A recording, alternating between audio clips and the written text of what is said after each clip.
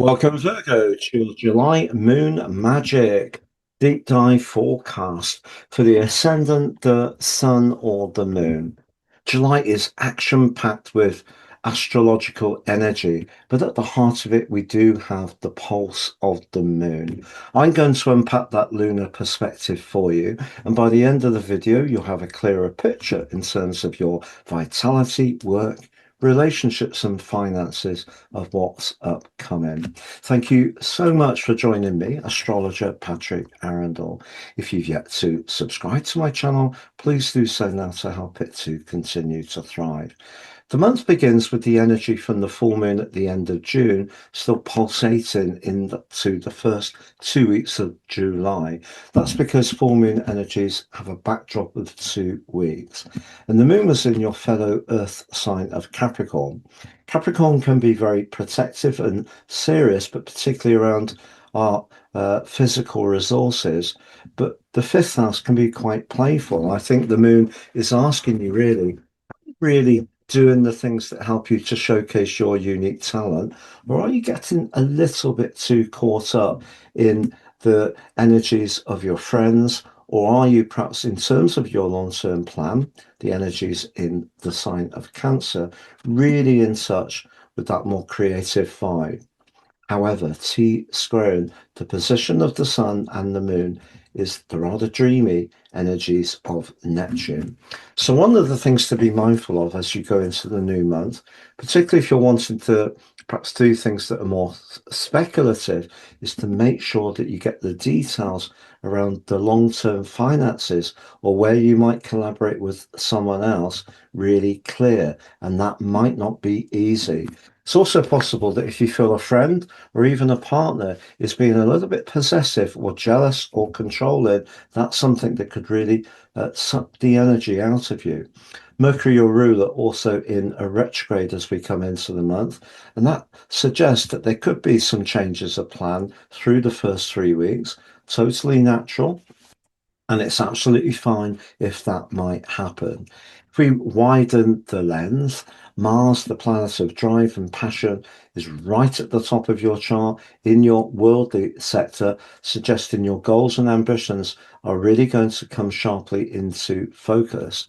And if you're up for a change around your work, that link between them and Pluto certainly gives you a lot of encouragement as you come into July. But if we fast forwards to the first of the two quarter moons, they don't get much coverage. They're very important. They provide a backdrop for the next week. This one in Aries is in a conjunction with the stern, cool Saturn, squaring off to the sun. I think for us all collectively, energy is going to be a premium in the start of the second week of July.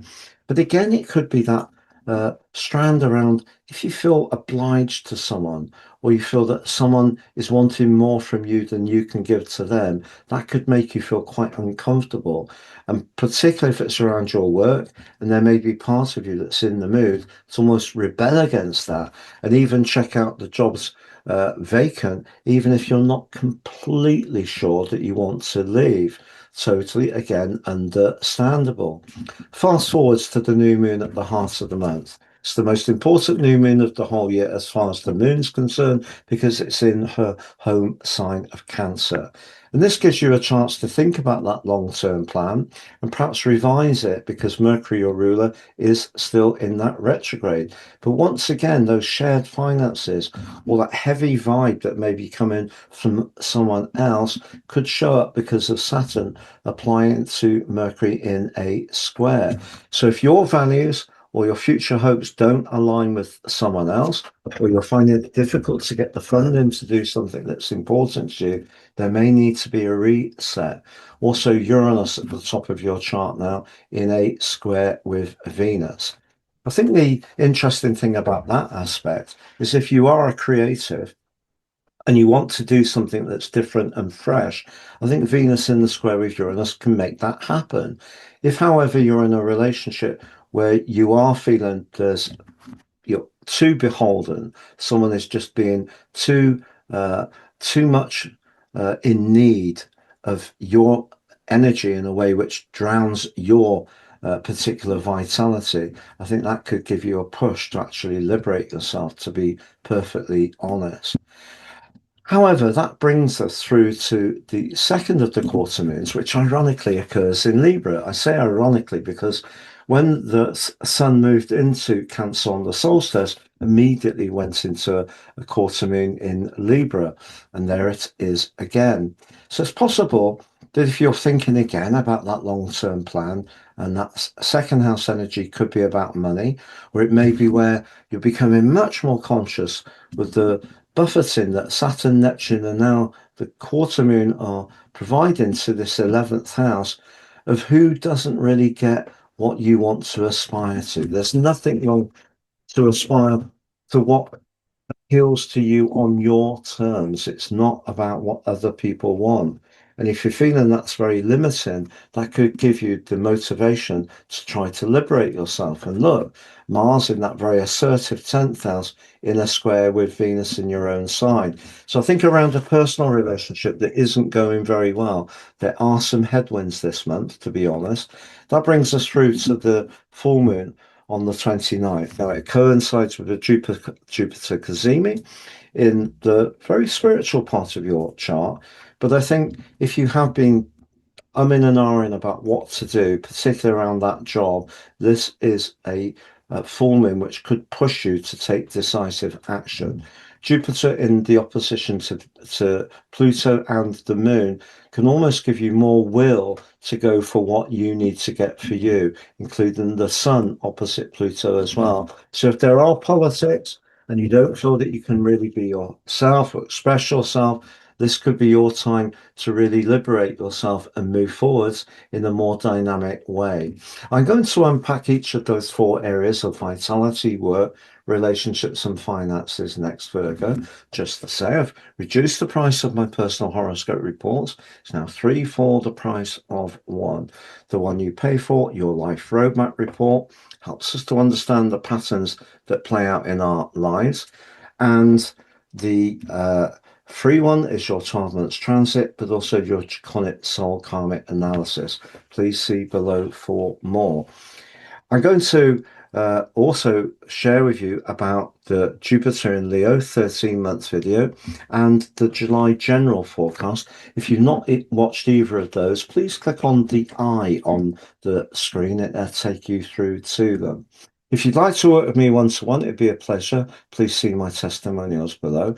And if you've yet to sign up for your free daily written horoscope via your device each morning, you can do that below too as well. So to summarize those four areas of vitality, I feel you need to be a bit more of a free spirit this month, Virgo. You're very dedicated and you have a great appreciation of helping others and doing a practical job really well. But say, for example, particularly with Neptune going retrograde on the 7th, Saturn on the 26th, that you don't really feel fulfilled in what you're doing, or you don't feel recognized, perhaps even financially, maybe your future does need to be somewhere else. So we're talking very much about the need to reset your future on your terms. And that's important to take ownership.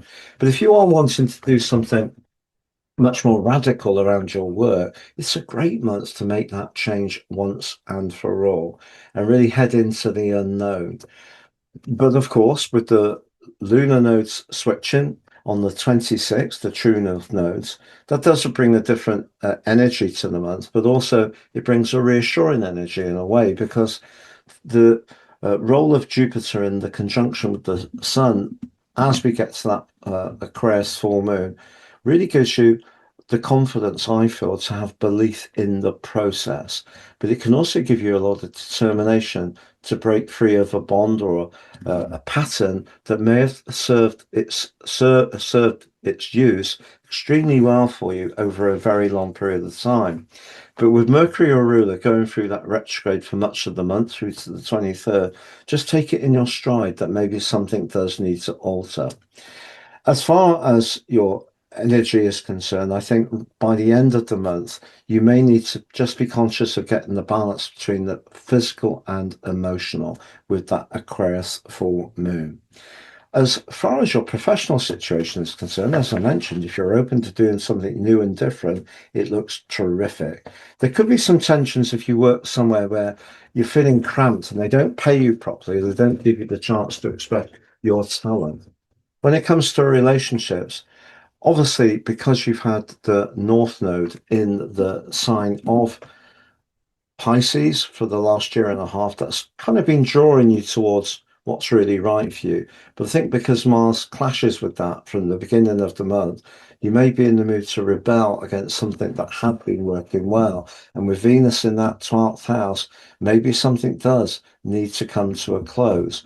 If, however, you're footloose and fancy free, just know that it will be by connecting to new people. But I think the thing you need to be conscious of is the energy that you get from them, energetic exchange.